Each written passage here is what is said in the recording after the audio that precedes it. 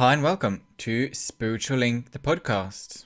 A podcast about how developing spiritual well-being can help you in your daily life and how that can enhance your confidence in who you are and what you are. The podcast is hosted by Ines and Tor. Ines is a development medium with over 30 years of experience in the field, and Tor has been her apprentice since 2013. In this episode, we talk about meditation and intuition. You can support us by sharing the episode on your social media channels, subscribing to our podcast, and leaving a review. Remember, you can always find us on @SpiritualLinkCo on Instagram. Hi Ines, how's your week been? Hello, Thor. It has been good. I cannot complain at all. I think we just had a brief chat, and I said it's good. It's good. Yeah. Yeah, nothing to complain about. Healthy. I'm negative. The COVID. So and it's autumn, which is pretty. Thank you very much. And I've seen friends, family, and so on. It's okay. What about yourself? Yeah, no, it's been a pretty good week. Sort of shocked by the sudden weather change, It Yeah. was been like drooling down last night, but I Yes. mean, there's something I quite like autumn when it starts to rain. It's just a different energy, isn't it? Yes, yes. It's quite time to nest in. Bring Yeah. in the dried leaves. Make a little bed. Yeah, no, I Do you quite do a like lot it. of walking? Do you go sort of walking in the park or anything like that? I Do you haven't done exercise out? I usually normally go for a run Okay. outside. Because I've moved, I haven't necessarily like looked at the parks in my new area, but I know that there are parks around. So I need to go and like investigate and see what's around. Basically, that's what Yes. I need to do.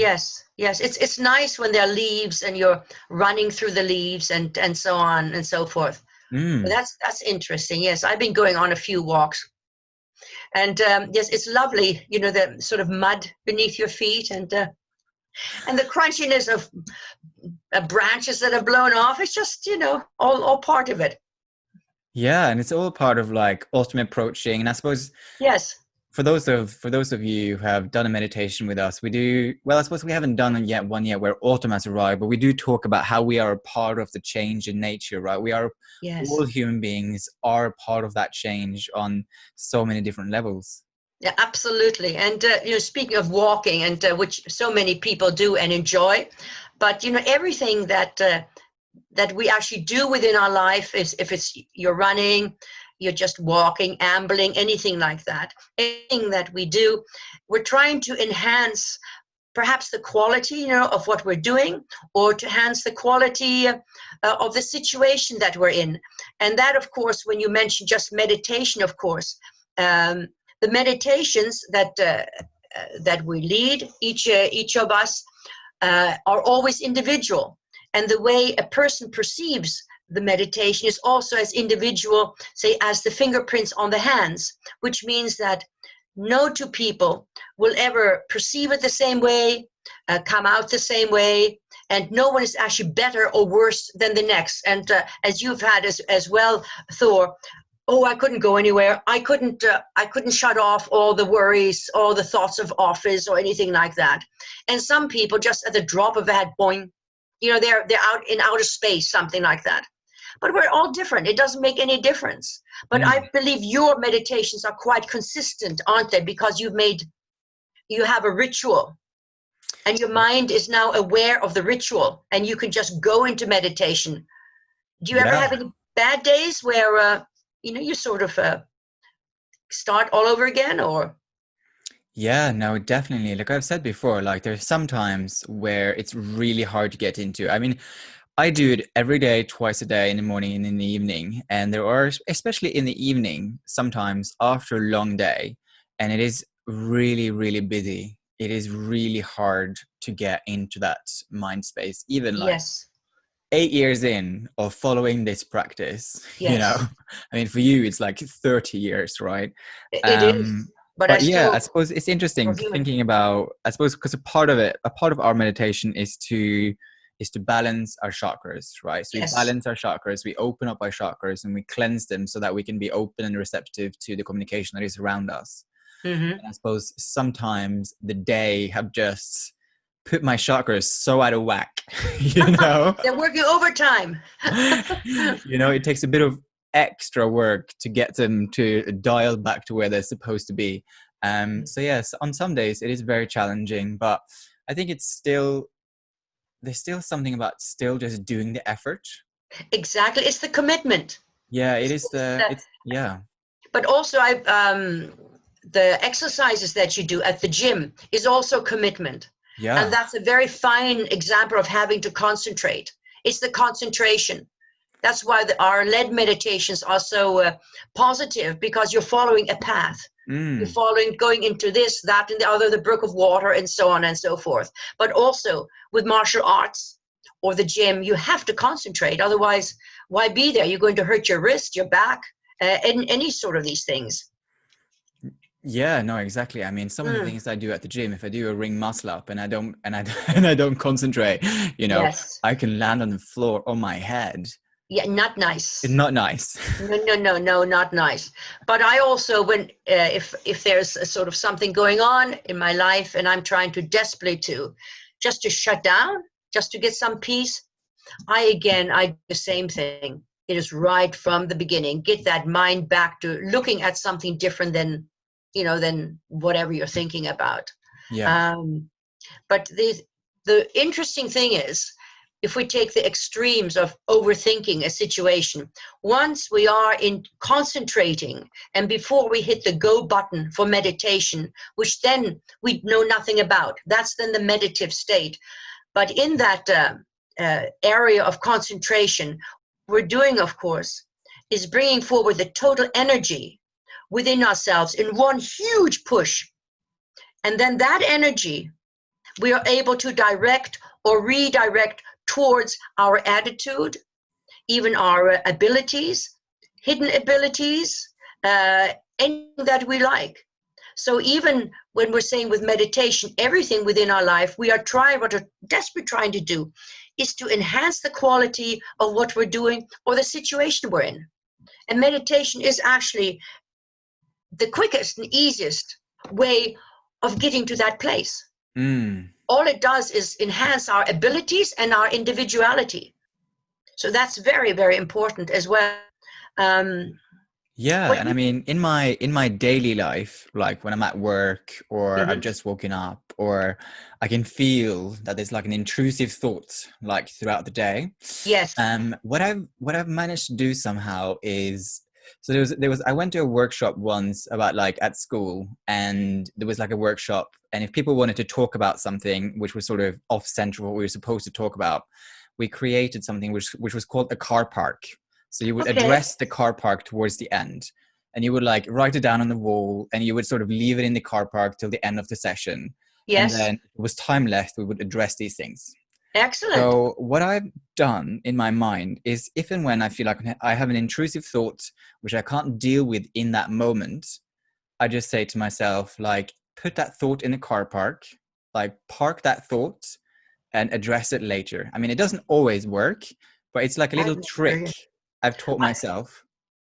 I like it. I like it very much, which means, in other words, meditation can be what we make of it and what we want from it at any Yeah. time. And all those intrusive thoughts, don't forget about them. Just put them in the car park. Yeah. Excellent idea. I like that. I really, really like that. Um, but also, the problem with a lot of times with meditation is, I don't know if you've encountered this at work, is that meditation has the stigma of spirituality, and this spirituality, spiritual awareness. Uh, but it's not necessary to move actually towards spirituality with our meditations, unless it's desired, though, by the individual. Um, Spirituality, actually, if we talk about the spiritual self, it is, or spiritual awareness, is actually the development of the human intuition.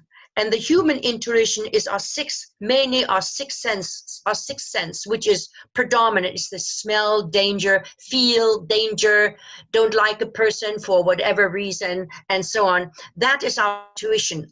And that intuition is what we're trying to learn to trust in the meditative state.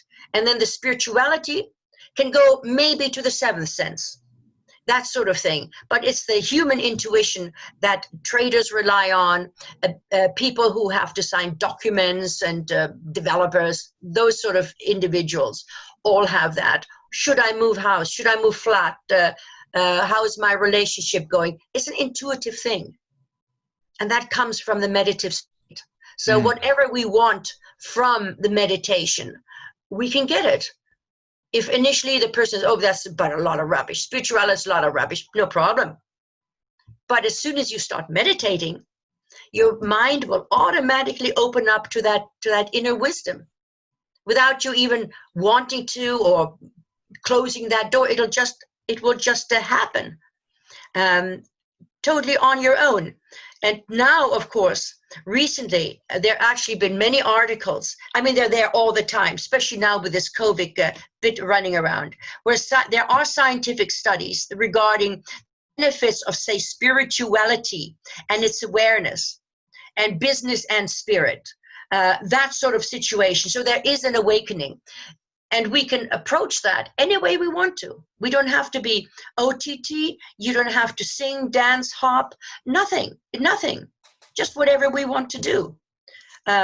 Because I know you've carved out your own niche of addressing that, haven't you? With the individuals that you take your meditation through, isn't it?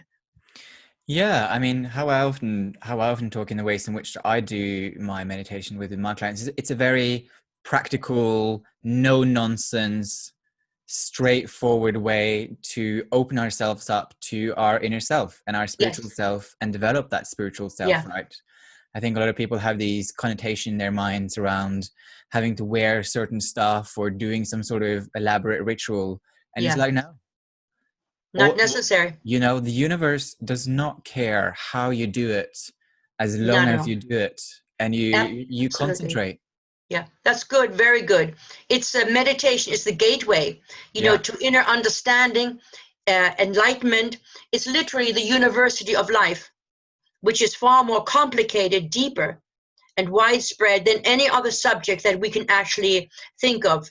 So when we open our mind to that learning and through meditation, we're building the basis to bring forward the cream within ourselves, the cream of us as human beings, the cream of us as the individual that we are. So how much better can it actually get? And that inner strength gives us the abilities to lead our lives to the best possible denominator. It's not, as we know, you say 8 years on, 30, 35 years on, who knows? It's not a quick fix, because we're human. And other things will come in the way. And we're not immune to sorrow, to grief, to hurt, to pain, to frustration. But the meditation just brings it down again. It just Yeah. helps that little bit. Yeah, to make the most out of your life, right? Yeah, exactly. Yes, especially now.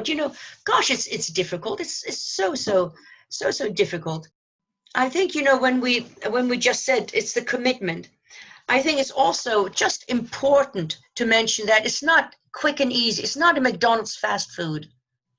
But every day, if we are able to commit ourselves to, say, 10, 15 minutes every day, it gets easier. It gets a little bit better. And as a person, as a human being, we feel a little bit better. And very gradually, that strength becomes better. And the important thing, of course, is never to judge ourselves or compare ourselves to anyone else. We need to learn to accept what we are, what we have, what we are. And that acceptance of our individuality, of our karma, of our life, also comes forward in meditation. It's a feeling. It's not some great big bugle that comes from the sky and says, this is us, this is Moses. Ooh, I am here. No, it's something very subtle and often very difficult to understand. Or someone, you just mentioned someone, a friend of yours who had a meditation somewhere. And she then also, yes, very skeptical, meaning she's a thinking person, a personality. She said, I know I've been there. I've been in that jungle. How can you? Oh, yeah, sweetheart. Of course you are. What did you, bad day, is it? Yes. You need to hang on to something. But there is proof. We can get our own proof. So it is still the foundation of our little podcast is to find that strength of our life to move forward through that concentration. In the West, of course, meditation is it's changing. It's mainly used for the physical. But even for the physical, such as we're saying, I want to release stress, so I want to get ill, so on and so forth. I want to feel comfortable about myself, about my relationship. I want to progress in my job, and so physical, no problem. But by going forward with that physical thought, it can also become the key to opening the door of the inner self and the soul within, or the spirit within. We are able to link with that, and which is around us, and that is sort of the what do you call it, gut feeling, I suppose we can call it. Feeling, you should be doing something. That is what then opens up, and then you can become dependent, comfortable with that gut feeling, comfortable with yourself. And that, of course, in the end, you don't even have to be an adept in years and years of meditation, but that's when the trilogy comes together: Father, Son, Holy Ghost. It's the nirvana, mind, body, spirit, all kinds of answers, all kinds of things. But it is very, very positive, and you'll find that other things will come from it as well. I liked what you told me, Thor, just a little while ago, that you met up with a friend of yours, and there seemed to be a conclusion, and that conclusion of parting friends and so on and so forth, you acknowledged it. Inside, of course, you're very honest individual, and you're very eloquent in how you describe things, but the emotional side, of course, is within us. We can't see necessarily how a person hurts, how that feeling is. But I believe you also drew on the strength of what you managed to gender from your intense meditations, and your meditations are marvelously strong. That it is so. It is. Doesn't mean it didn't hurt, that you wanted it, but we can't hang on, because then we can't find somebody else. Yeah. Another job, another house, whatever it is, doesn't matter. Yeah. Because the pages of our lives won't move forward unless we accept it. Yeah. Yeah. I mean, I think that's something that has definitely come from the depths of my meditation, is that sometimes things just comes to an end, and such is life. It's just a not being tied. It's a leaf. It's a page in the book being turned. And obviously, excuse my French, sometimes that sucks. Absolutely. Because we are human beings with physical emotions, and we feel them all. But there is still like there's still like a feeling that's being folded around the feeling, which helps it to be less cushions extreme. it, doesn't it? It cushions it. Yeah. It doesn't mean I don't feel it, but it means that Exactly. it's cushioned. That is a perfect way of saying it. It doesn't take away the emotional self, or that one brushes off everything bad in life. Oh, so what? Doesn't matter. That isn't what it does. At least I don't feel that. But once we understand the situation and meaning of life, and I'm coming to that deeper inner self thing, the meaning of life, the continuity of life is the reason behind life itself, that it is a continuous process of learning, moving away from relationships, to having to change jobs, everything taken away, someone kicking you out, all the really nice bits in life. Then we can appreciate even more that each day of our life is a gift. Whatever we may be going through, whatever form our life is taking, or perhaps may need to take, every day that we spend, whether it be in a situation of illness or health, but every single day is a gift. And once we actually understand that life is a gift, in whichever way we may live it, then our life becomes worthwhile. I don't know if I should, I told you this, Thor, didn't I? I went to this amazing gift shop, and they had cards, and I bought this card.